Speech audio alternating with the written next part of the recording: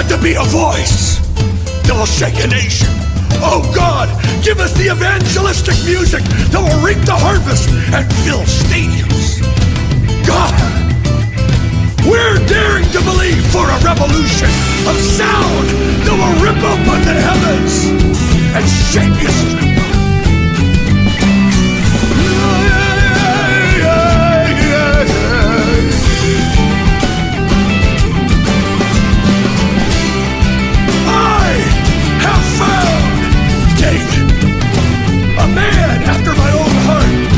Be said in the nations that God said, I have found David, a man searching, seeking, fasting for the music of heaven. And when they get that sound, the whole earth will resonate and move to the rhythm of the man of God, the singer of song, Christ himself.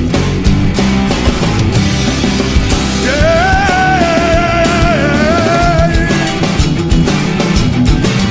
So we call them forth all over the land in the secret places of devotion.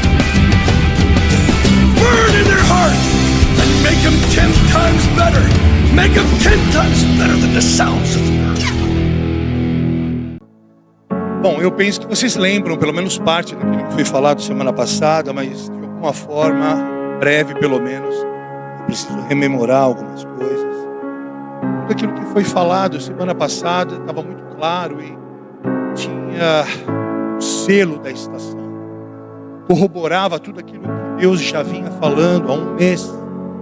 Estava muito ligado àquilo que a pastora Ariane já tinha pregado, que o Fábio havia pregado, a ponto de eu ficar pensando que eu seria redundante demais, mas foi bom obedecer. Realmente Deus falou e endossou muitas das coisas que Ele está falando nessa estação. Eu fiquei imaginando por que Deus está sendo tão enfático em suas exortações, em seus ensinamentos, a ponto de, será que Deus é redundante? Eu penso que não. Mas por que Deus está falando as mesmas coisas? Assim como a Larissa acabou de dizer, todo domingo nós falamos as mesmas coisas no que tange a dízimos e ofertas. Nós estamos falando as mesmas coisas. O fato é que o Espírito sabe muito bem aquilo que ele diz à igreja. Quem tem ouvidos, ouça o que o Espírito diz à igreja. Deus continua dizendo, quem tem ouvidos, ouça.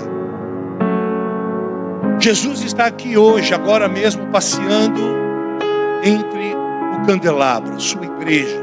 Candelabro, alegoria, sombra, tipo de igreja. Então Jesus, Yeshua, o Hashem, o Eterno, está aqui hoje, passeando entre nós, olhando por dentro, olhando o nosso coração, prescrutando os nossos corações, tirando um raio-x dos nossos corações. A conclusão que eu chego diante desta redundância, ou de Deus ser tão enfático, obviamente é que Deus fala por amor.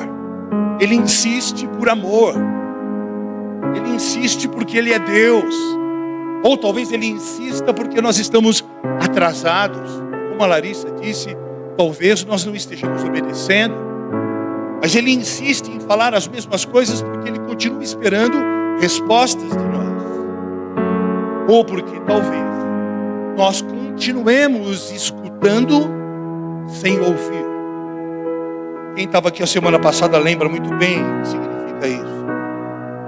Semana passada eu falei sobre o versículo, mas eu não citei na semana passada esse versículo, ou estes versículos. Eu vou ler rapidamente com vocês no Evangelho de Mateus, capítulo 13, nos versos 10 a 17. Pessoal da Mix House, vocês podem colocar NVI. Você que trouxe o aplicativo Bíblia, abra na tradução que você quiser. Mateus 13, 10 a 17, está escrito assim. Os discípulos vieram e lhe perguntaram: por que o Senhor usa parábolas quando fala ao povo? E ele respondeu: a vocês é permitido entender os segredos do reino dos céus, mas a outros não. Pois ao que tem, mais lhe será dado, e terá em grande quantia. Mas do que nada tem, até o que tem lhe será tirado. É por isso que eu uso parábolas. Eles olham, mas não veem. Eles escutam, mas não entendem. Cumpre-se desse modo a profecia de Isaías que diz: quando ouvirem o que digo, não entenderão. Quando virem o que faço, não compreenderão. Pois o coração deste povo está endurecido. Ouvem com dificuldade e têm olhos fechados, de modo que seus olhos não veem, os seus ouvidos não ouvem e o seu coração não entende. E não se voltam para mim, nem permitem que eu os cure. Felizes, porém, são os seus olhos, pois eles veem, os seus ouvidos, pois eles ouvem. E eu lhes digo a verdade: muitos profetas e justos desejaram ver o que vocês têm visto e ouvir o que vocês têm ouvido, mas não puderam. Feche os teus olhos. Pai, obrigado por essa palavra que é lâmpada para os nossos pés, é luz para o nosso caminho. Obrigado, Jesus, porque o Senhor, por amor, continua passeando entre nós, continua nos envolvendo em teu abraço de amor. O Senhor insistentemente nos envolve. O Senhor não desiste. O Senhor, em todo o tempo, bate a porta, Senhor, do nosso coração. Senhor, obrigado por esse tão grande amor, por esse imensurável amor. Obrigado por esse escandaloso amor. Obrigado, Espírito Santo. Ajuda-nos nesta noite com um coração que ouve, com um coração responsivo, dar as respostas que o Senhor espera, a fim de que no grande e também terrível dia nós estejamos aptos para as bodas, que nós estejamos aptos para ser de fato a noiva, sem mácula, sem ruga, sem defeito, ataviada. Senhor, em nome de Jesus, nós oramos assim e te pedimos: Espírito Santo, nos ajuda. Nós trazemos agora a nossa mente cativa à tua obediência. Nós não queremos nos distrair com nada. Colocamos todas as preocupações do cotidiano, as pressões, todas as incongruências, os pensamentos, colocamos tudo aos teus pés e te pedimos: Pai, ajuda-nos a ouvir com o coração e responder bem. Nós oramos assim, no nome de Jesus. Amém? Então, lembrando o que falamos a semana passada, o que o Espírito falou a semana passada, e o que o Espírito insistentemente tem falado. Salomão pediu a Deus sabedoria, mas a etimologia da palavra no grego é chama. Salomão pediu um coração que ouve, um coração entendido. 2 Crônicas 16:9 diz assim: afinal, quanto ao Senhor, seus olhos contemplam toda a terra, para revelar-se poderoso para aqueles cujo coração é plenamente dele. Essa é a parte A do versículo. Por isso ele continua insistindo e dizendo o que já disse 1389 vezes nas Escrituras, e disse semana passada mais algumas: aquele que tem ouvidos, ouça. Aquele que tem um coração que ouve, ouça. Aquele que entende o que eu falo, considere, porque breve acontecerá. Aquele que tem ouvidos, ouça. Ouça o que o Espírito diz à igreja. Ele continua estendendo o seu convite para a gente ajustar essa frequência, porque nós precisamos ouvir a partir do coração. E se não for a partir do coração, ainda nesse preâmbulo eu quero rapidamente rememorar alguns pontos em que Yeshua, traz os seus alertas para a gente continuar o nosso autoexame, o nosso inventário, o nosso raio-x. E ele então, falando a João, ele começa a descrever a sua igreja, eu e você. Ele descreve 7 visões, 7 quadros, 7 coisas que João viu e que eram imensuráveis.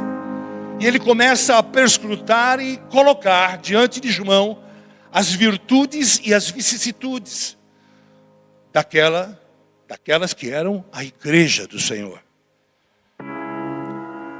Qual era o intuito? O intuito era nos alertar o corpo de Cristo ao longo dos séculos, a fim de que nós não cometamos os mesmos erros, a fim de que a gente se amolde, a fim de que a gente possa ser conformado a uma nova natureza, a fim de que aquilo que já está em nós, aquele que já está em nós, se expresse, porque agora nós recebemos uma nova natureza, e aquilo que Deus espera é que essa nova natureza se expresse. Portanto, o que Jesus, o Eterno, está esperando de nós é que o Cristo encapsulado em mim e em você venha à tona, venha para fora, se expresse. Do contrário, nós precisamos questionar: será que nós nascemos de novo? Quem é que é o rei do nosso coração? Quem se expressa quando eu falo? Quem se expressa nas minhas atitudes? Um Adão maquiado? Ou um Cristo fruto de uma nova natureza? Quem é que se manifesta quando Jesus passeia entre as igrejas? E estas 7 igrejas representativas são apenas uma igreja, a igreja do Cristo. Estas 7 igrejas estão aqui. Somos nós, eu e você. E o que Ele quer, ou a esperança dEle, é que o Cristo que já está em nós se expresse, se manifeste, uma nova natureza. Ele passeia, olhando, perscrutando, para encontrar o quê? Pessoas que dizimam, pessoas que são boazinhas, generosas. O que Ele está procurando? Bons samaritanos, bons pregadores, bons teólogos ortodoxos. O que Ele está procurando? Um coração inteiro, um coração segundo o seu coração, um coração que possa ser capaz de responder, um coração que possa obedecer, não parcialmente, mas inteiramente. Um coração igual ao céu, porque não é um Adão melhorado, é um Cristo manifestado. Não podemos mais ver certas coisas que vemos no nosso meio. Será que nós nascemos de novo?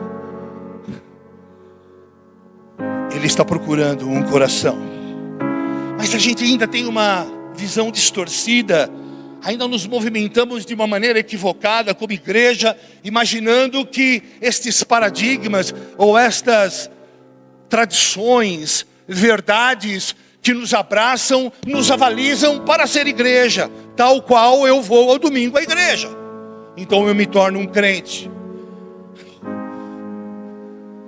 Talvez você tenha estudado num bom seminário, então agora eu sou crente. Olha, eu já li muitos livros cristãos, então agora isso não te faz um crente. Estes paradigmas que nos abraçam, estes sofismas que nos abraçam e nos envolvem, estes rótulos humanos, esses balizadores humanos que nós recebemos de uma tradição religiosa, de um lugar onde um dia fomos recebidos bem. Um lugar chamado igreja, que te acolheu, que te recebeu bem, mas não suscitou de você o homem interior. Uma igreja que não te cobrou, que não te ensinou sobre hombridade, sobre uma nova natureza que precisa se manifestar. O fato de você estar 30 anos numa igreja não te faz cristão, não te faz crente, não te faz homem de Deus. Pelo contrário, a igreja é o lugar mais perigoso para se estar. Ou se obedece, ou as implicações, como Deus disse domingo passado, virão sobre nós, com um peso, uma medida e um juízo e um rigor muito maior. Quem está aqui? Outros pensam que são igrejas porque frequentam um prédio. Vêm e vão, e saem e entram. Outros buscam atividades, cursos, atividades, cursos, atividades e incham em ortodoxia sem vida. É bom estudar, devemos estudar. Mas se não for a partir de uma nova realidade, uma nova natureza do Espírito, é um Adão conhecedor, um Adão intelectual. Deus não trabalha com Adões intelectualizados. Deus trabalha com ignorantes, com a mulher de coque, transformada a partir de uma nova natureza, que fala nós vai e nós fumo. É a partir de uma nova ordem, não arônica, não levítica, mas de Melquisedeque. Uma nova ordem, fruto de uma nova natureza. Por isso a Larissa tem total e absoluta razão. Que absurdo ter que vir falar de dinheiro aqui. Que absurdo. Que insanidade. Onde estamos com a cabeça? Outros acham que basta serem batizados. Fomos batizados. Fomos batizados. Ai, se vocês me ouvissem falar um pouco só sobre o que eu penso de batismo. Falo em línguas. Sou crente. E quem não fala então? Está frito. Será que seremos aptos? Estaremos aptos no grande dia? Mas o livro de Apocalipse, que não é um livro de Stephen King, não, meu irmão, é o mais belo. O livro de Apocalipse, que significa revelações, nos mostra um Deus real de altos padrões, que vive num alto e sublime trono, e que continua falando, e que virá em breve. E ele diz a João: João, escreve rápido, porque acontecerá rápido.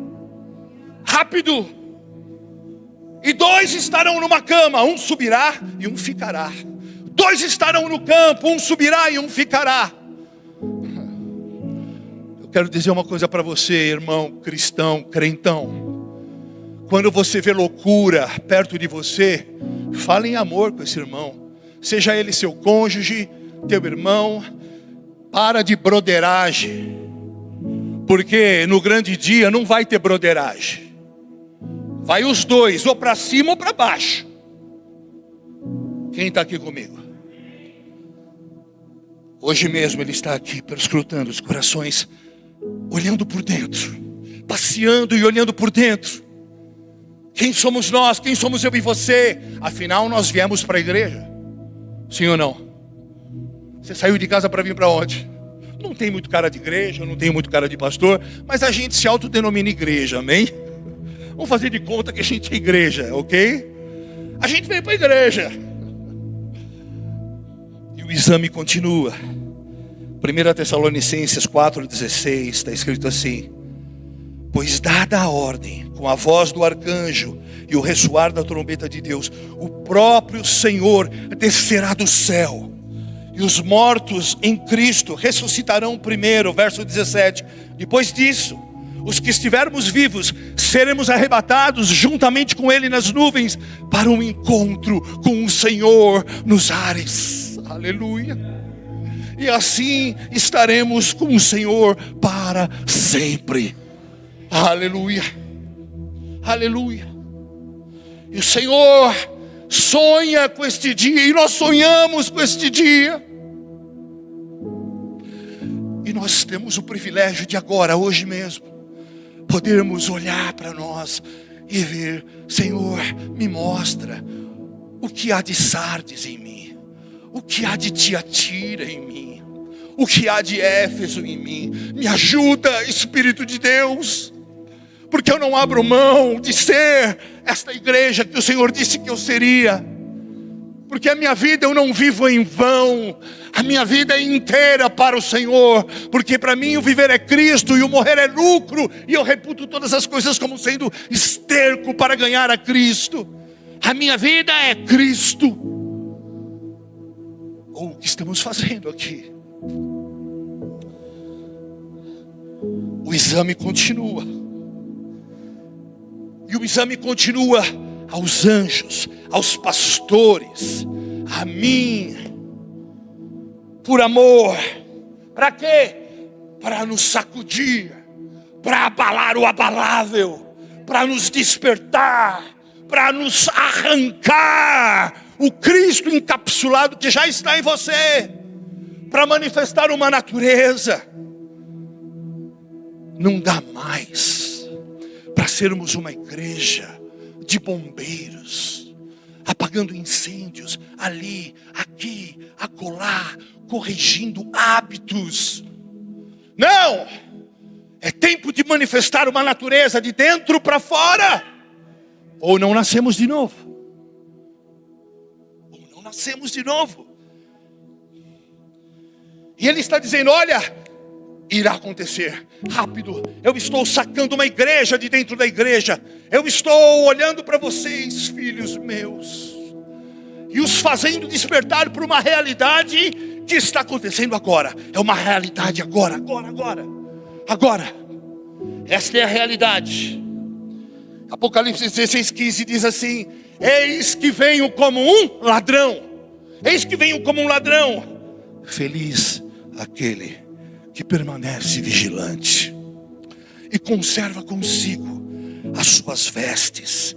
Vestes fala de santidade, para que não ande nu e não vista-se de vergonha. Mateus 24:27 diz assim: porque assim como o relâmpago sai do oriente e se mostra no ocidente, assim será a vinda do Filho do Homem.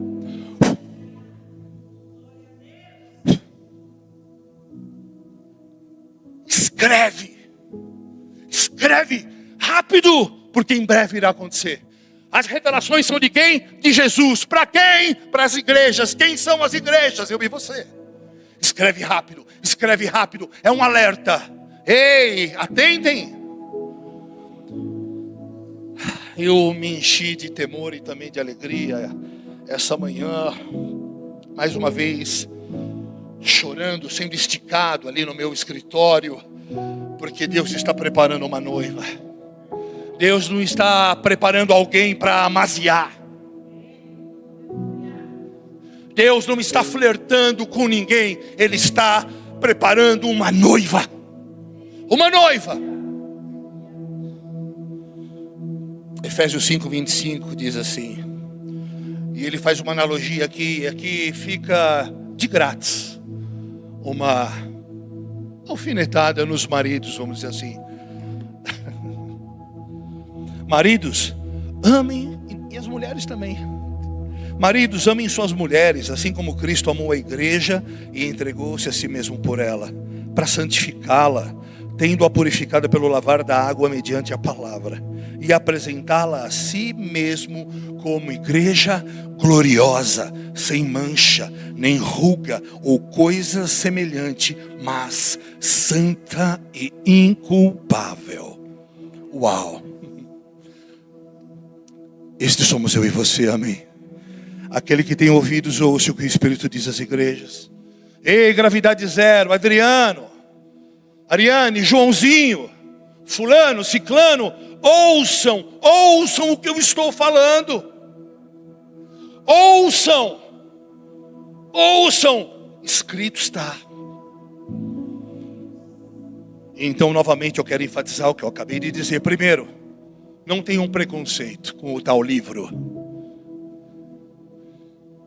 São as revelações que Deus deu para Jesus. Segundo, são revelações que acontecerão quando? Em breve. Terceiro, aquele que ler será bem-aventurado, ou seja, quem ler será abençoado. Vamos finalizar esse preâmbulo, rememorando rapidamente os alertas de Jesus às igrejas, a igreja que sou, que somos. E aí a gente precisa pensar, será que nós temos um pouquinho de Sardes? As pessoas que não estavam aqui a semana passada podem também fazer esse exercício como nós fizemos a semana passada. Será que nós temos um pouquinho de Sardes? E a gente pode falar um pouco sobre Sardes. Mas a gente também, que ouviu semana passada, também pode avaliar. Porque a gente sabe que muitos escutam, mas não ouvem. Sardes tinha grande notoriedade. Sardes era uma igreja de grande reputação. É possível colocar, filho, o pop-up de Sardes? Sardes era uma igreja como eu e você. Tinha grande notoriedade, grande reputação. E eu te pergunto, como está a tua reputação? Como está a tua reputação? Deixa eu fazer uma outra pergunta. Você se importa com a sua reputação? Responda para mim. Você se importa com tua reputação? Jesus está dizendo a Sardes: Sardes, você ganhou reputação, notoriedade, mas se perdeu em orgulho. Sardes vivia uma coreografia da fé. Sabe o que é isso? É aquele cara que está, né? Mas Senhor, irmão,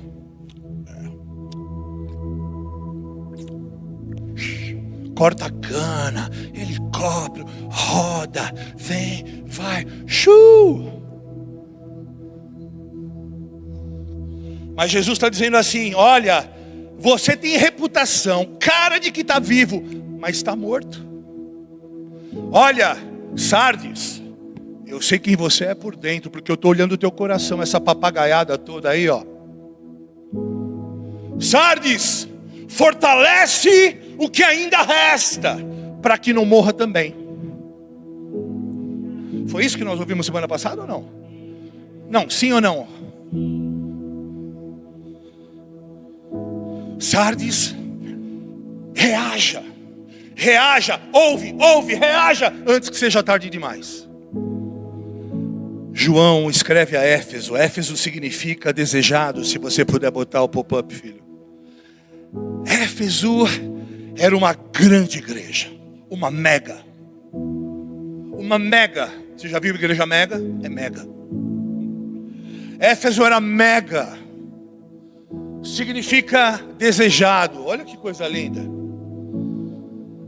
Éfeso, Jesus dizendo a João: João, diga para Éfeso que apesar do nome ser desejado, eles tinham fundamentos apostólicos, eles tinham um grande alicerce, o melhor alicerce, eles tinham amor, mas eles perderam o primeiro amor. Você já imaginou ouvir isso do próprio Yeshua, Jesus, o Eterno? Éfeso, o que vocês fizeram? Olha, eu vi o teu esforço, eu vi o que você faz, eu vi todas as tuas obras, eu vi o que vocês faziam pelas pessoas, mas vocês não faziam pelas pessoas, vocês faziam por si próprios.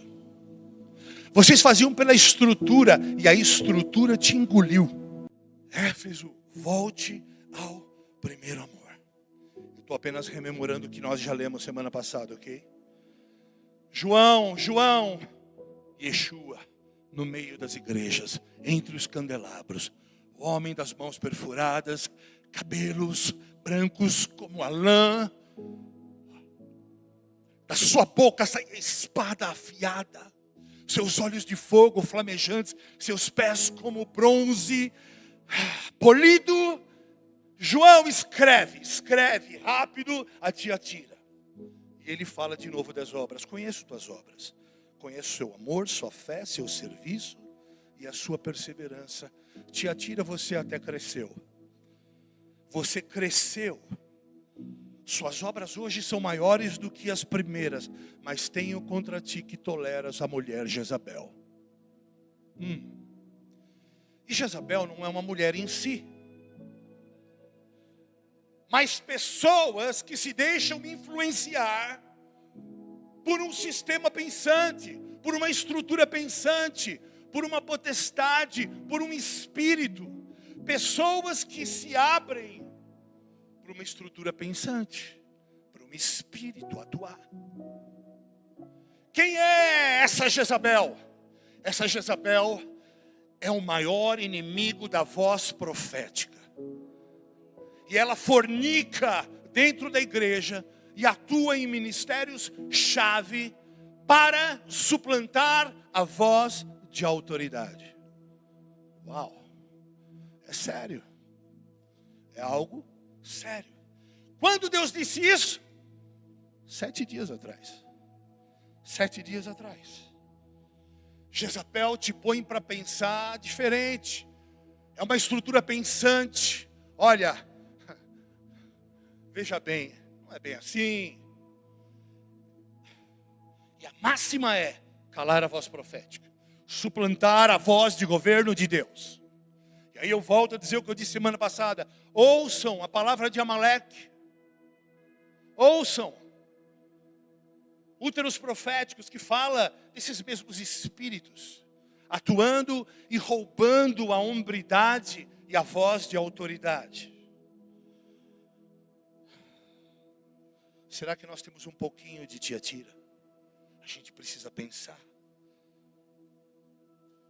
Yeshua está dizendo: Tiatira, por que você permite esse sistema de manipulação?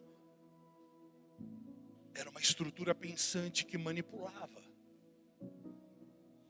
Logo em seguida a gente deixamos os exames das outras igrejas para o dia de hoje. E Deus nos conduziu a esse exercício de autoexame, esse techuvá. Techuvá significa retorno, literalmente retorno, e se refere a um processo de expiação de pecados.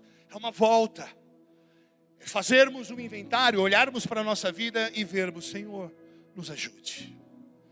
Será que tem um pouquinho de Sardes em mim, um pouco de Tiatira, um pouco de Éfeso? Nos ajude. O Senhor nos ama. Enfim, relembramos o que Deus nos disse há somente 7 dias atrás. E Ele continua procurando em nós se há algo nesta igreja que sou, destas vicissitudes. Porque até aqui, essas 4 igrejas citadas, elas não tiveram nenhum elogio, ou poucos, né? Conheço as tuas obras, vi tua fé, tuas obras são maiores, mas... Então Jesus continua andando entre os candelabros e ele diz assim: João, escreve agora Pérgamo. Se você puder botar o pop-up, filho, em cada igreja que eu citar. Pérgamo diz assim: eis, significa elevado ou alto. Pérgamo diz assim: eis que tenho contra ti. Aliás, Jesus diz a Pérgamo: eis que tenho contra ti. Vocês permitiram os nicolaítas e os que seguem Balaão. Eu vou ler rapidamente Apocalipse 2, de 12 a 16, não me importa a tradução. Ao anjo da igreja em Pérgamo escreve: estas são as palavras daquele que tem a espada afiada de 2 gumes. Sei onde você vive, onde está o trono de Satanás. Contudo, você permanece fiel ao meu nome e não renunciou sua fé em mim. Nem mesmo quando Antipas, minha fiel testemunha, foi morto nessa cidade, onde Satanás habita. No entanto, tenho contra você algumas coisas. Você tem aí pessoas que se apegam aos ensinos de Balaão, que ensinou Balaque a armar cidades contra os israelitas, induzindo-os a comer alimentos sacrificados a ídolos e a praticar imoralidade sexual. De igual modo, você também tem os que se apegam aos ensinos dos nicolaítas. Portanto, arrependa-se, senão virei em breve até você e lutarei contra eles com a espada da minha boca. Espada na boca, né, dona Denise? Olha, vocês permitiram a entrada desses espíritos. De novo. São falsos profetas que seguem Balaão. É uma falsa ordem profética dentro da igreja. Os nicolaítas são aqueles que criaram o clero, os caras, os papas, os semideuses, os de terno Armani e sapato de couro alemão, cromo alemão. Você já viu crente assim? Hoje tem menos, mas tem. Chama esse clero. Foram eles que criaram essa distância. Presta atenção, você que está aí atrás. Presta atenção. Foram eles que separaram os clérigos, os semideuses, os mega-apóstolos do povo. Eles criaram esse véu, essa barreira. Deus nunca quis isso. Deus nunca quis essa distância entre clérigos e leigos, porque Ele fez, desde o início, Ele sonhou com um povo de governo, reis e sacerdotes. Deus nunca quis para nós um rei para colocar sobre nós. Ele nunca quis um rei para nos governar, porque Ele próprio é o rei. E em Cristo Ele é o rei dos reis. Foi Israel que pediu um rei.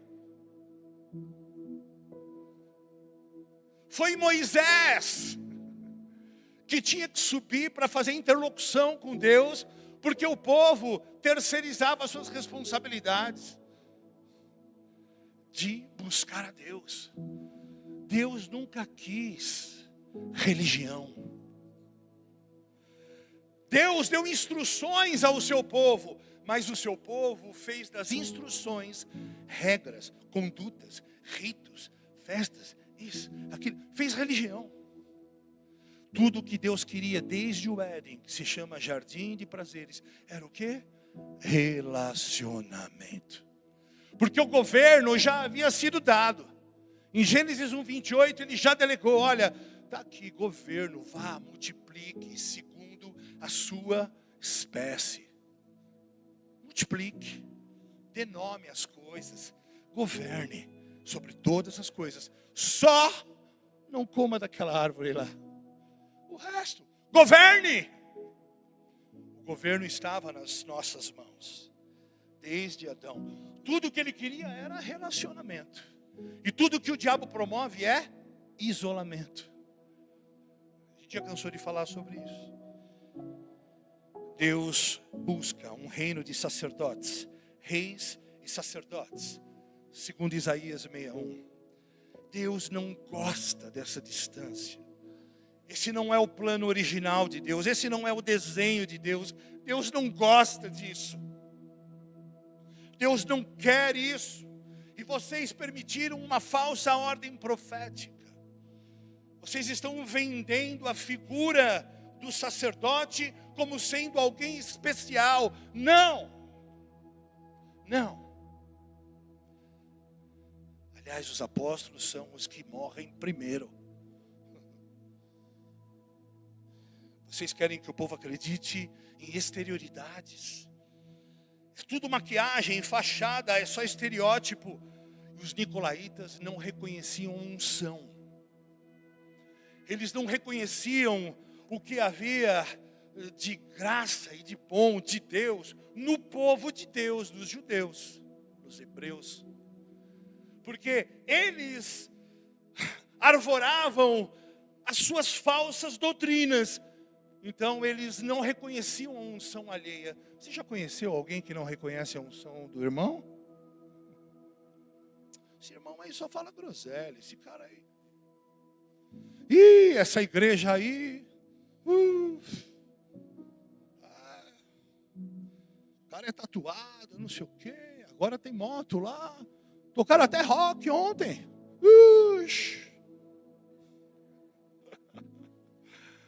Ai, Jeová, Deus é bom, Deus ama essas coisas. Os nicolaítas tinham ensinos contrários às escrituras. E eles agiam com soberba. Interessante. Seguiam a doutrina de Balaão e da profetisa Jezabel. Olha só. Deixa eu fazer um parêntese aqui, dia 29 de setembro de 2024. Você que nos assiste aí.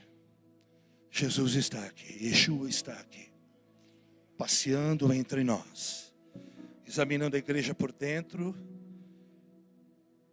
e por dentro Ele está falando do coração, porque o coração é a realidade do ser. O coração é a realidade do ser. Aliás, tem essa mensagem também para vocês. O coração é a realidade do ser. O que fazemos? Nossos projetos pessoais, nosso conhecimento acadêmico, os teus diplomas acadêmicos, o teu dinheiro, tua fama, teu hype, a tua generosidade, os tapinhas nas costas que você recebe por aí, por lá e por cá. Você que é o cara. Deus não está nem aí para isso se você não tiver amor. Coração é lata vazia. Lata vazia. Por isso Ele está nos chamando a atenção por amor. Em 29 de setembro de 2024. Olha, vocês que se autodenominam igreja, cuidado. Vejam bem, ouçam. Avaliem-se. Porque em breve eu voltarei. E eu quero ver vocês bem. Eu quero ver vocês aptos, lavados, purificados pela água da purificação da palavra. Eu quero ver vocês como a minha igreja, ataviada, sem ruga, sem mácula. Posso ouvir um amém? Então ele segue, falando. João escreve o que significa essa minha desaprovação, essa minha discordância. Balaão, sabe o que significa Balaão? Senhor das pessoas. Olha isso. Senhor das pessoas. Dominadores pervertiam os costumes existentes. Eu fiquei de cara quando eu li isso. Eles tentam apagar a luz daqueles que têm a virtude do ensino correto. Então eles não reconhecem unção. Eles têm a última palavra. Na verdade, os nicolaítas são... Eu não sou o senhorzinho Malta, tá? É só para desgrudar. Está me incomodando meu relógio aqui. Ninguém nem sabe quem é o senhorzinho Malta. Graças a Deus que eles não sabem. Vamos lá, alguém sabe quem é o senhorzinho Malta? Aleluia. Eu estou velho, mas não estou morto. Ai, Jesus. Naquela época ainda tinha algumas coisas que dava para aproveitar. Na verdade, os nicolaítas são, prestem atenção, manipuladores heréticos que distorcem as escrituras e pervertem os costumes. E Jesus continua entre os candelabros procurando um povo que tenha fala para o teu irmão, coração. Um coração. Um coração capaz de expressar uma nova natureza do Cristo encapsulado em nós. Não é algo que se aprende academicamente, nas apostilas, ou por ler muitos livros cristãos, obviamente. Não. É fruto da expressão de quem nasceu de novo. Por isso, aqueles que nasceram de novo, quando vem um apelo aqui para frente, dizendo assim, ei, vem fazer um autoexame, eles vêm logo, eles vêm rápido, eles se derramam, eles... Ninguém empurra ninguém. Você não precisa dizer assim, vai lá, Marcela. É você que vai, é você que se derrama. É com você, não é com o irmão. Quem está aqui? João agora fala para Laodiceia. Rápido, Laodiceia. Eu quero ler com você Apocalipse 3, de 14 a 21, rápido. Diz assim, ao anjo da igreja em Laodiceia, escreva. Estas são as palavras do Amém. A testemunha fiel e verdadeira. O soberano da criação de Deus. Verso 15. Conheço tuas obras. Sei que você não é frio nem quente. Melhor seria que você fosse ou frio ou quente. Assim, porque você é morno, nem frio nem quente, estou a ponto de vomitá-lo da minha boca. Você diz, estou rico, adquiri riquezas e não preciso de nada. Não reconhece, olha o que Jesus está dizendo. Você não reconhece, porém, que é miserável, digno de compaixão, pobre, cego e que está nu. Verso 18. Dou-lhe um conselho. É Jesus falando para nós, tá? Jesus está falando para mim.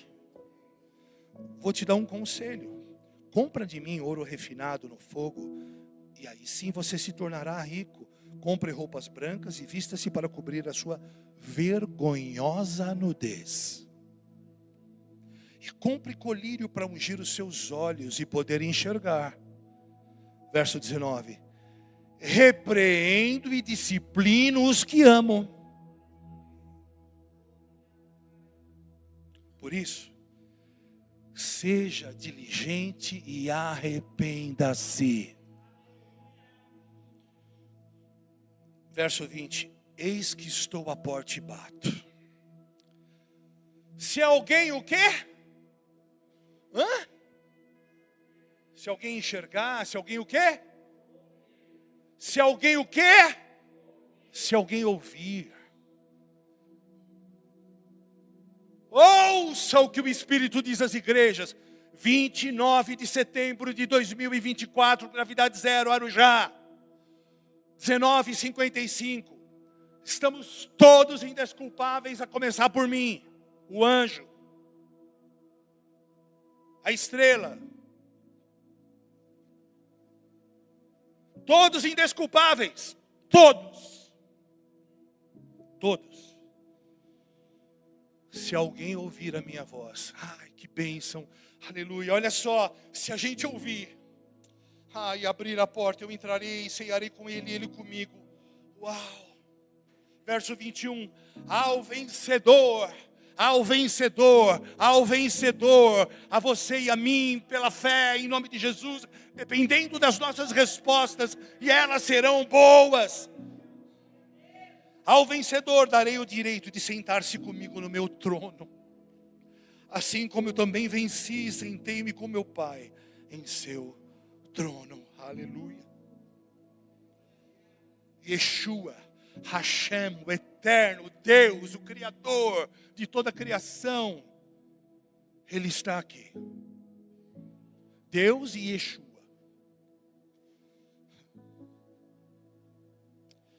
Ei, Laodiceia, o que aconteceu com você? Laodiceia, você não é nem quente nem fria.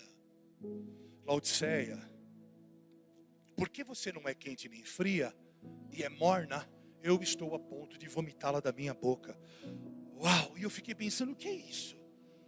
Veja só, olha que interessante, Laodiceia estava estabelecida, plantada, implantada geograficamente num lugar termal.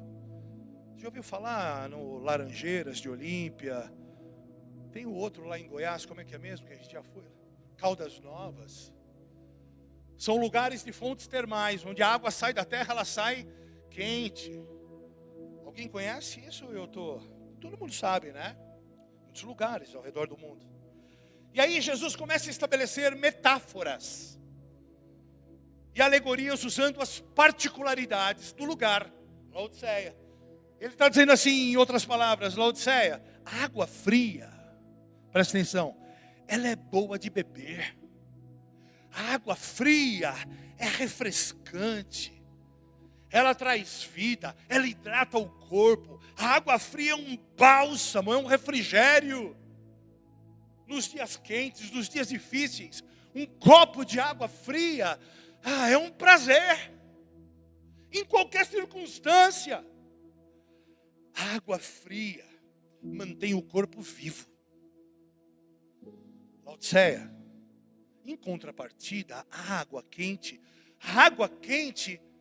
é diametralmente boa também, porque ela tem propriedades medicinais. A água quente serve no dia da cólica. Não olha para mim. Tô meio gordinho, mas meio não, né? A água quente, ela alivia dores. A água quente, ela é um vasodilatador. A água quente aumenta o fluxo de sangue local. Se você está com alguma inflamação na garganta, no peito, no tórax, você põe uma bolsa de água quente, aquele fluxo de sangue aumenta. Aquilo é medicinal, é curador, ajuda em cólicas, promove bem-estar. Laodiceia, água quente promove bem-estar, ajuda o sistema imunológico. Ela tem funções que atendem à necessidade do corpo, Laodiceia. Mas a água morna para nada aproveita.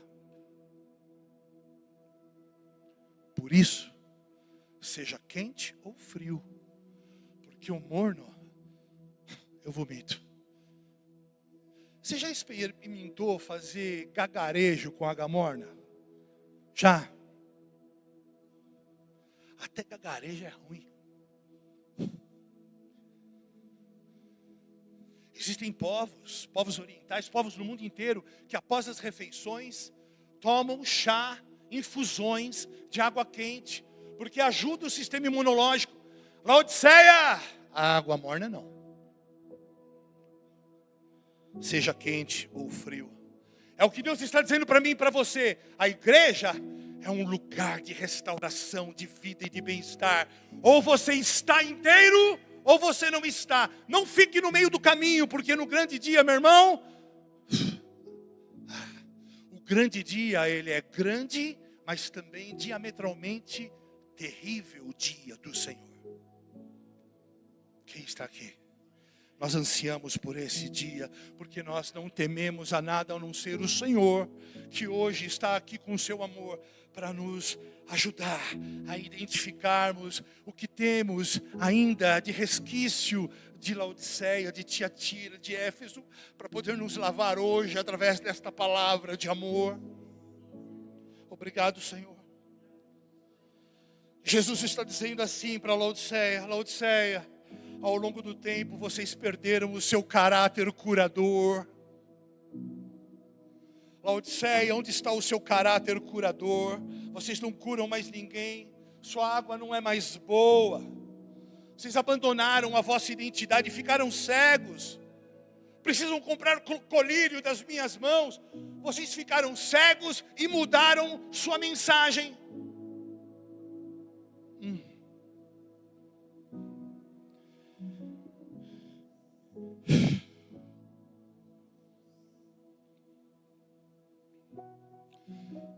Se você, igreja, entender qual é o desenho original e atentar para aquilo que o Espírito diz das igrejas hoje, agora, nós vamos assumir novamente o nosso DNA espiritual, a nossa genética espiritual. E o Cristo encapsulado com toda a sua força e beleza vai se manifestar sem força alguma. Como disse a Larissa, não vai precisar botar gasofilácio, nem maquininha, nem nada. Eu não vou precisar me preocupar se alguém levantou ou não. Você acha que eu estou preocupado se alguém veio aqui à frente? Jesus está procurando uma igreja possível. E essa igreja existe. Estes homens existem. E eu vou profetizar pela fé que estes homens são você e eu. Em nome de Jesus. João, escreva agora ao anjo de Esmirna, e eu vou caminhar para o final, só que não. Provavelmente o anjo da igreja de Esmirna era Policarpo. Policarpo era um homem singular. Policarpo significa muito forte, frutífero. Esse homem precisou, veja só, esse homem precisou ser apunhalado, amarrado num madeiro, porque buscavam queimá-lo vivo, mas as chamas o lambiam e não o queimavam. Então precisaram matá-lo com um punhal, porque o fogo não o tocava. Uau! Foi discípulo pessoal de João. Ele era um homem extremamente consagrado. E naquele tempo de exílio de João em Pátimos, ele foi importante. Esmirna significa mirra, uma resina de perfumaria. Foi uma igreja extremamente pobre, perseguida. E Contra ela também não há nenhuma contraindicação. No entanto, Jesus a chamou de rica. Olha só. Ela era pobre, mas Jesus a chamou de rica. Deus não vê como nós vemos. E finalmente Jesus agora começa a voltar os seus olhos para Filadélfia. João, escreva a igreja de Filadélfia. Filadélfia era uma igreja nova, pequena, uma igreja infante, uma igreja como um menino. Era como um menino. Não era uma igreja enorme, era uma igreja pequena. Não era como Éfeso, nem em tamanho, nem em número, nem em importância geopolítica, social, espiritual. Não era. Filadélfia não era a última cereja do bolo. Não era. E o texto diz assim, Apocalipse 3, de 7 a 13, vamos ler rapidamente, 3, de 7 a 13. E ao anjo da igreja em Filadélfia escreve: estas são as palavras daquele que é santo e verdadeiro, que tem a chave de Davi. O que ele abre, ninguém pode fechar. O que ele fecha, ninguém pode abrir. Conheço suas obras. Eis que coloquei diante de você uma porta aberta que ninguém pode fechar. Sei que você tem pouca força, mas guardou a minha palavra e não negou o meu nome. Vejam o que farei com aqueles que são a sinagoga de Satanás e que se dizem judeus e não são mentirosos. Farei que se prostrem aos seus pés e reconheçam que eu amei você. Verso 10, visto que você guardou minha palavra de exortação à perseverança, eu também o guardarei da hora da provação que está para vir sobre todo o mundo para pôr à prova os que habitam na terra. Eu vou ler de novo agora de maneira pessoal. Marcelo, Bea, Leonardo Nessen, doutora Tati, Ariane, Paula, visto que vocês guardaram minha palavra, eu também os guardarei na hora da provação.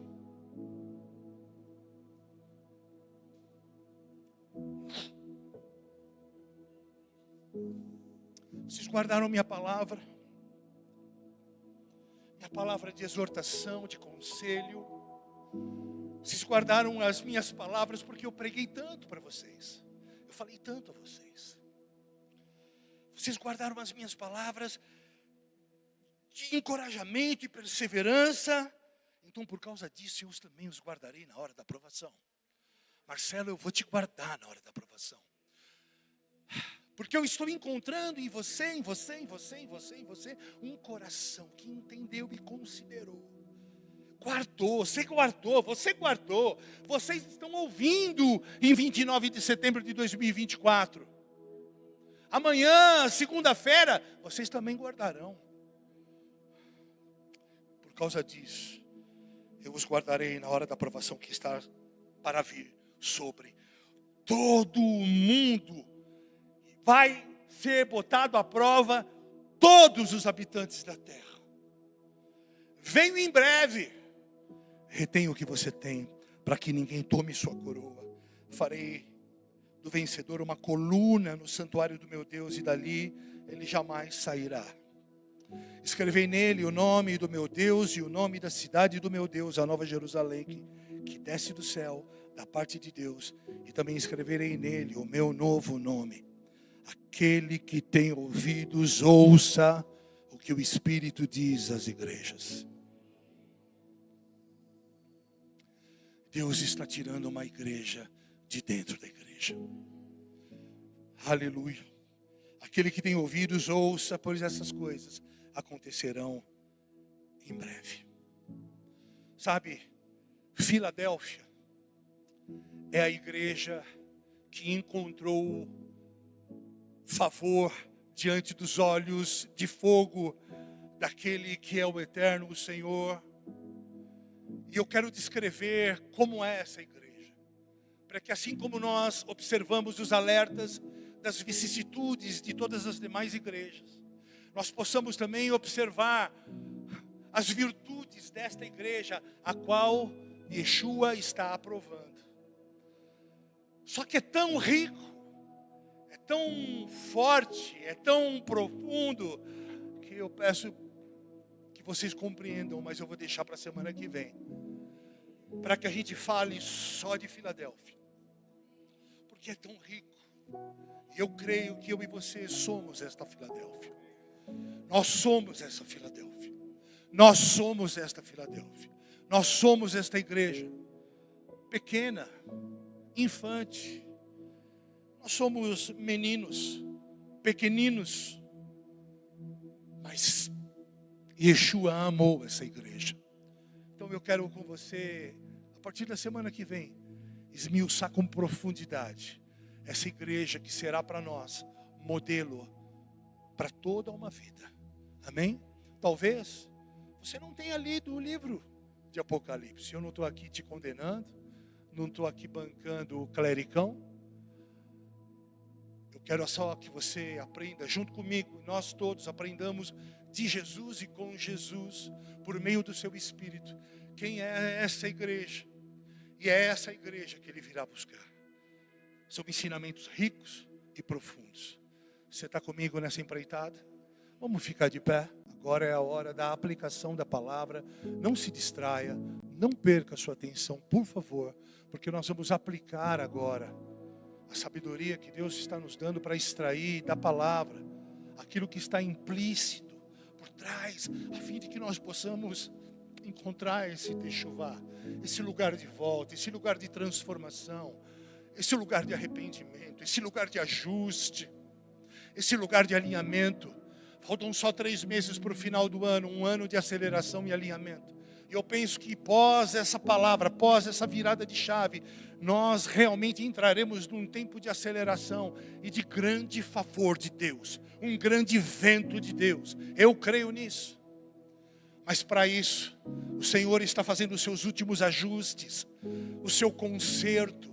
Ele está perscrutando os nossos corações, nos olhando e nos avaliando por dentro, a fim de encontrar para si um coração inteiramente seu, um coração perfeito segundo o seu coração, um coração capaz de manifestar, não um Adão melhorado, mas uma natureza do Cristo que vive em nós. Senhor, nos ajude, Senhor, a de maneira franca e absoluta, cabal, nos mostrarmos, nos rasgarmos diante do Senhor nesta noite, a fim de que encontremos o teu favor. Nós podemos orar? Podemos? Vou pedir para o Fábio conduzir essa oração. Lembre de uma coisa: é você e Deus, é você e você. Não é você e o seu cônjuge, não é você e o seu filho, é você. Eu aconselho que numa hora dessa, todos fiquem aqui, preste atenção, porque é a hora de você aplicar aquilo que Deus está falando. Isso aqui não é um ato profético, não. Deus está aqui. Deus está aqui. Deus está aqui. Porque se Deus não estiver aqui, Senhor, nos leve. Deus está aqui. Fecha os teus olhos. Seja inteiro. Fecha os teus olhos. Sim, Senhor, nós estamos aqui diante de Ti como filhos e filhas, Senhor. Estamos aqui com os nossos corações abertos para receber, Senhor, a Tua instrução. Senhor, para receber a Tua admoestação sobre a nossa vida dentro dessa temporada, Senhor. Porque o nosso intuito não é elevar o nosso nome, mas sim o Teu. Importa que o Senhor cresça e a gente diminua cada vez mais, Senhor. Senhor, em primeiro lugar, nós queremos Te agradecer por essa palavra que nos desafia, Senhor, que nos encoraja, Pai, a fazer o caminho de volta. Senhor, nós queremos Te agradecer, Senhor, por tudo aquilo que o Senhor tem promovido por meio do Seu Espírito, Senhor. Nesses encontros, Pai, onde nós nos encontramos como família para aprender sobre o arrependimento, A tua palavra diz em Provérbios 9:6: abandonai a insensatez e vivei, andai pelo caminho do arrependimento. E é por esse caminho que nós queremos andar. Nós sabemos que o arrependimento, Senhor, é uma jornada de uma vida, mas nós entendemos que o Senhor também abre estações, que o Senhor abre um tempo para trazer a nossa memória, Senhor, como um memorial sobre uma postura específica para um tempo.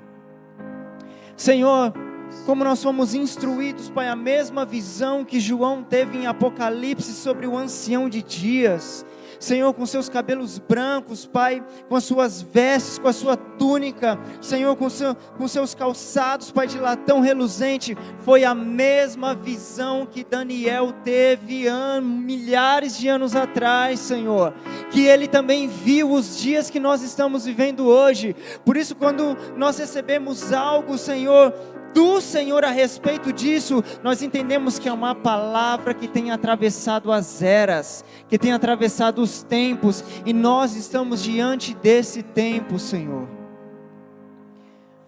Pai, nós não queremos ser mornos,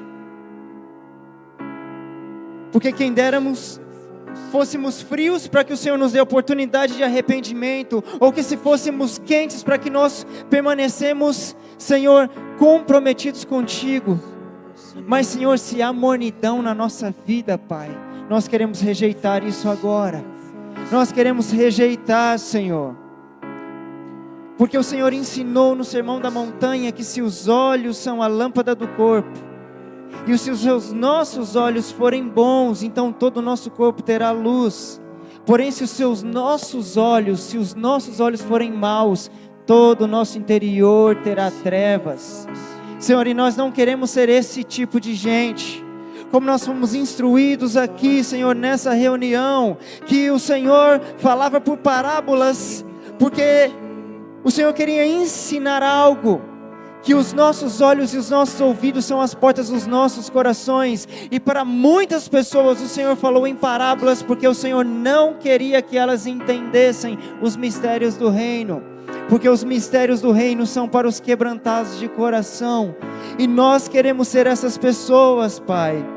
A tua palavra diz em Isaías 57:14, diz: então o Eterno exclamará: aterrai, aterrai, abrir um caminho, removei os obstáculos para que o meu povo tenha acesso a esse caminho. Porquanto vos afirma o alto e sublime, aquele que vive para sempre, e cujo nome é santíssimo, eu habito no lugar mais majestoso e santo do universo. Contudo, eu estou presente com contrito e humilde de espírito, a fim de proporcionar um novo ânimo ao quebrantado de coração, e um novo alento ao coração que se arrepende. Esse é um segredo do reino. Aquele que se arrepende, ele prepara um lugar para a presença do Senhor. O Senhor, ele continua dizendo a Isaías no capítulo 66, eis a palavra do Senhor: o céu é o meu trono, e a terra o estrado dos meus pés. Sendo assim, que espécie de casa me haveis de edificar? Tal casa será o meu local de descanso? Ora, não foram as minhas próprias mãos que criaram o que existe, e só assim tudo o que existe veio a se tornar? Indaga Yahweh, o Senhor. Darei, pois, olha o que ele diz, minha atenção e estima a este, ao humilde e arrependido de espírito, e àquele que dedica o seu amor reverente a toda a minha palavra. O arrependimento prepara um lugar para a presença do Senhor, para a presença do Espírito do Senhor, e essa presença, quando Ele habita na minha e na sua vida, sabe o que ela começa a fazer? Ela começa a gerar transformação, não apenas mudança, porque quando falamos de mudança, você pode tirar a roupa e trocá-la, e você vai continuar sendo o mesmo. O que a palavra está nos ensinando? Você pode mudar de lugar, você pode mudar a geografia. Se o nosso coração continua o mesmo, nós vamos enxergar os mesmos defeitos, nós vamos apontar os mesmos defeitos. Não importa o lugar que nós podemos ir, se o nosso interior não foi transformado, nós vamos encontrar os mesmos defeitos, as mesmas falhas, vamos julgar as mesmas coisas. Por isso que o Senhor tem nos instruído como igreja, não para que nós nos tornemos perfeitos, mas para que nós aprendamos o caminho do arrependimento. Você está aqui? Por isso erga suas mãos mais alto que você pode no seu lugar. A palavra diz que Isaías, ele profetizava e advertia o povo, mas chegou um dia na sua vida que ele olhou o alto e sublime trono. Diz que Yeshua, ele viu essas mesmas vestes que João viu. Diz que Isaías viu esse mesmo homem que Daniel viu. Diz que ele viu Yeshua no tabernáculo eterno intercedendo por mim e por você, meu irmão. E diz que na hora ele enxergou o seu verdadeiro estado. Isaías viu a maldade que havia nele, porque até então Isaías só sabia julgar. Olha, esse lugar está errado, aquilo que ele fala que está errado. Olha, isso aqui está errado, isso aqui está errado. Sempre apontando. Muitas vezes a nossa vida é assim. Nós passamos a maior parte do nosso tempo apontando. Ele está errado, aquele está errado, esse lugar está errado, X está errado, o Y está errado. Mas quando nós nos deparamos com a glória do Senhor, nós enxergamos aquilo que nós ainda não somos.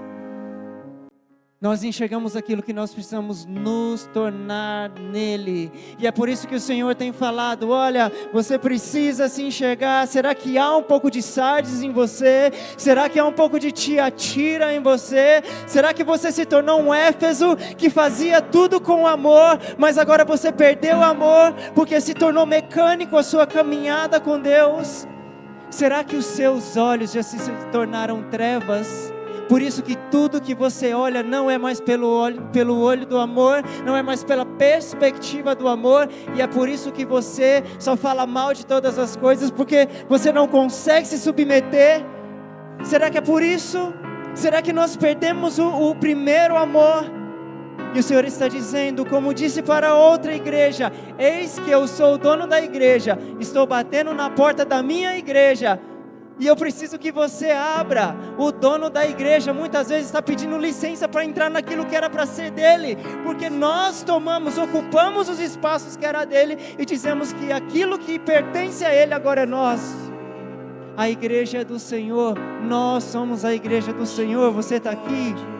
Nós somos a igreja do Senhor. Por isso ore ao Senhor agora: Senhor, que o teu Espírito me convença de fato o que é que eu preciso mudar. Senhor, se falta amor, se eu perdi o amor, se eu perdi aquele comprometimento, e eu não estou falando com a estrutura, não estou falando, meu irmão, sobre a estrutura, nós estamos falando sobre relacionamento. É o que nós fomos instruídos nessa noite. O que Deus buscava em Adão no Éden: relacionamento. Deus não estava ali ensinando uma estrutura para Adão, mas era uma forma de se relacionar que geraria vida. E foi a mesma coisa que Yeshua ensinou os discípulos e ensina a mim e a você até hoje, que não é a estrutura, mas é o relacionamento. Muitas vezes nós estamos atrás da estrutura, meu irmão. Deus não se importa com a estrutura. Deus não está nem aí para a estrutura, é para o seu coração, irmão. É sobre o meu coração, não é sobre o que você sabe ou não fazer, é sobre como você está. Como você está? Diga para Ele agora. Eu desafio a você, diga para Ele agora como está o estado do seu coração. Não tenha vergonha. Senhor, nós estamos aqui, Pai, diante de Ti, Senhor, não para apresentar, Senhor, o que temos de melhor, mas aquilo que nós temos de pior, Senhor. Porque só o Senhor, através do seu Espírito, pode transformar a nossa vida, pode de fato mudar quem nós somos, Senhor. Senhor, quebra o nosso orgulho, Senhor, quebra a nossa altivez. Ah, Deus, quebra a nossa cegueira, Senhor, a nossa mornidão. a nossa incredulidade, a nossa idolatria, a nossa maldade. A tua palavra diz que em tudo que o Senhor criou, o Senhor procurou bondade, e eu sei que é bondade que o Senhor procura no lugar secreto. Encontre bondade em nós, Senhor, e a partir daquilo que o Senhor encontrar, comece esse trabalho de transformação em nós. Senhor, nós nos arrependemos, Pai, porque nós somos a tua noiva, a tua noiva. O Senhor começou algo expondo a igreja no mundo, expondo líderes, expondo referência. E o mundo começou a apontar para a tua igreja e dizer: está vendo? Igreja é isso, igreja é aquilo. Só que agora o Senhor começou a se levantar no mundo e também começou a expor referências no mundo, dizendo: não há um justo sequer. Não há um justo sequer. Porque enquanto homens, governos se levantam contra o Senhor, a palavra diz que Deus está rindo do seu trono. Porque Ele é santo, santo, santo, santo, santo, excelso, sublime, magnificente, inigualável, inabalável. Esse é o nosso Deus. Por isso, ergam as suas vozes e diga: tu és santo, santo, santo, santo. Começa a glorificar ao Senhor e fala: Senhor, eu te exalto. Senhor, eu te louvo. Senhor, por favor, por meio do seu Espírito, entra, Senhor, no mais profundo do meu ser. Espírito Santo, diga isso no seu lugar: Espírito Santo, entra no mais profundo do meu ser. Me incomoda, Senhor. Eu não quero mais ser igual, eu não quero mais ser o mesmo, eu não quero ser um juiz, eu não quero ser aquele que ataca, mas eu quero ser aquele que se submete. Eu quero ser aquele que com um coração quebrantado prepara um lugar para a sua presença. Senhor, nós queremos ser esse povo, nós queremos ser achados por Ti. Nós não queremos viver na síndrome de Adão, que só corre da tua presença, ou cria um modelo para te seguir. Nós não queremos criar modelos para te seguir. Nós queremos ser puros, nós queremos ser simples, e nós queremos viver a intensidade daquilo que o Senhor quer. Nós não queremos número, nós queremos ser quebrados na nossa vaidade. É o que nós queremos, Senhor. Tira a nossa vaidade, tira os excessos. O Senhor é aquele que poda para que a gente possa frutificar. E frutificar não é número, frutificar é caráter, frutificar é quebrantamento, frutificar é arrependimento. Por isso que a Bíblia diz sobre arrependimento: é um fruto, e é este tipo de fruto que nós, como árvores plantadas ao ribeiro das águas, queremos frutificar. E por meio dessa vida de arrependimento, Senhor, que nós venhamos nos tornar uma mensagem para essa geração. Senhor, eu oro por cada casa aqui representada, cada família.